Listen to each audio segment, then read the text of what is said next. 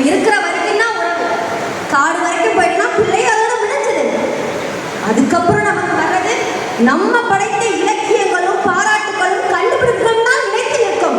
அறிவை தேடி அறிவை பெருக்கி நம்ம எதை கண்டுபிடித்தோமோ அதுதான் நிலைத்து நிற்கும். உறவு காடோடு. என்னுடைய எதிரணியுடைய மிக அழகான பேச்சாளர் வந்து யாசர் அரஃபத். உறவுனாலே கொரோனானாரு ஓடி வந்தாங்களா, பாசம் காட்டினாங்களா, என்னென்னமோ கம்பி கட்டுற கதைலாம் சொல்லிட்டு இருக்காரு. இன்னைக்கு யாசர் அரஃபத்துக்கு ஒரு துணைவியை தேடி கொண்டிருக்கிறார். இருக்காங்க அத்தை மக மாம மக இருக்காங்க. ஆனா அவருடைய எதிர்பார்ப்பு என்ன? கல்வியில் சிறந்தவளா இருக்கணும்.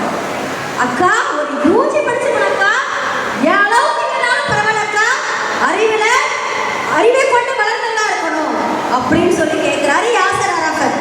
அதுக்காக கிட்ட சொல்லி வச்ச யாசர் அரஃபத்துக்கு பொண்ணை பார்த்து கொடுக்குறாங்க.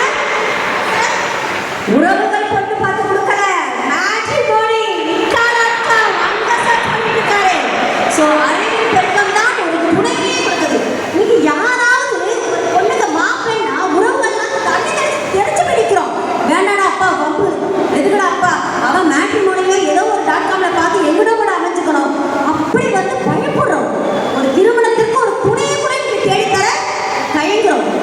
குழந்தை பிறப்பு, பிரசவம், வாழ், உறவுகள் என்ன செய்யறோம்? கை கட்டி வேதனைப்படுறோம், பதறோம், நிற்கிறோம். அறிவின் பெருக்கத்தை கொண்டு அடையாளம் கண்ட அந்த மருத்துவரை தான் நம்ம நம்பி இருக்கோம்.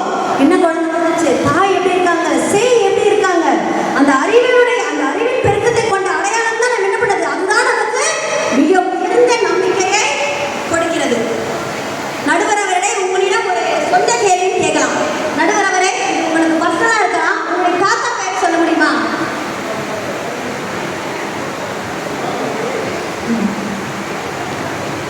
ஜெனரேஷன் எதுவுமே குழந்தைகளுக்கு சொல்லி கொடுத்துறாங்க இல்லையா?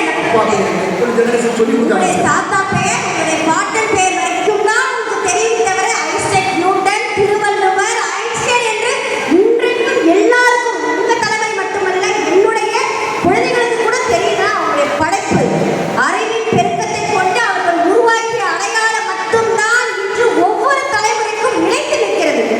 உறவு நிற்கிறா? நம்ம பிள்ளைங்களுக்கு தாத்தா பாட்டன் முப்பாட்டன் அதோட முடிஞ்சு போகுது.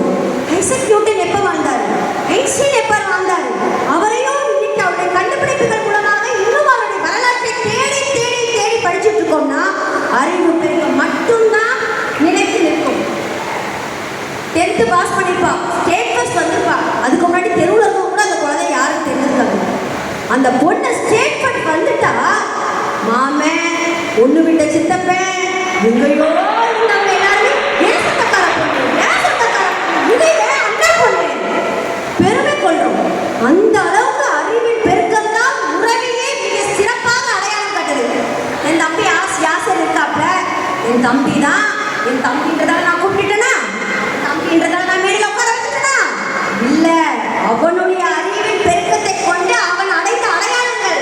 இன்னைக்கு முதலமைச்சர் முதல் உதயநிதி ஸ்டாலின் முதற்கொண்டு அவர் வாங்கிய பரிசுகள், அவர் கொடுக்கிற சட்ட வல்லுநர்களுக்கான ஒரு யூடியூப் சேனல், இதெல்லாம் தான் அவனை அடையாளப்படுத்தி இன்னைக்கு நான் அதை ரெஃபர் பண்ணி சார் டைம் கிடைக்குமா sir, Saturday sir, leave sir, எப்படி சார் வரீங்களா சார், தம்பி தான் தம்பி நீங்க சொல்ல முடிஞ்சது. அறிவு கடலை நோக்கி நான் செல்கிறேன் பார்த்தீங்களா, பள்ளிக்கூடம் அதுதான் ஒரு டீச்சர் எனக்கு ஆசிரியர் என்ற உறவை கொடுக்கிறது. ஒரு தோழி எனக்கு ஒரு தாத்தாவாகவும் ஒரு பாட்டியாகவும் அவ்வளோ ஒரு மோட்டிவேஷன்.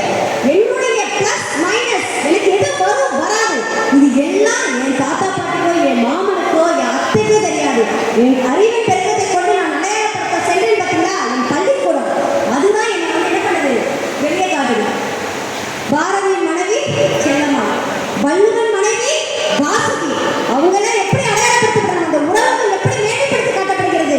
அறிவின் பெருக்கத்தை கொண்டு அவர்கள் செய்த படைப்பாற்றல் தான் அவர்கள் உறவுகளை மேம்படுத்தி காட்டுகிறது.